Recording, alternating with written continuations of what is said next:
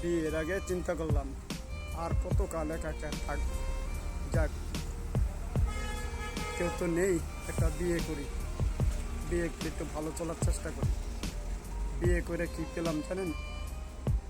একদম মরিচ করার মতো মরিচ কুইরা ভর্তা বানাইছে।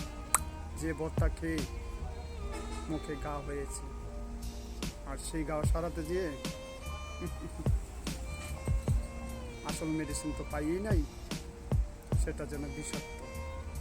আর সেই বিষাক্ত জিনিস আমার জীবনটাই যেন এলোমেলো করে দিল, ভাঙা কাচের মুখ।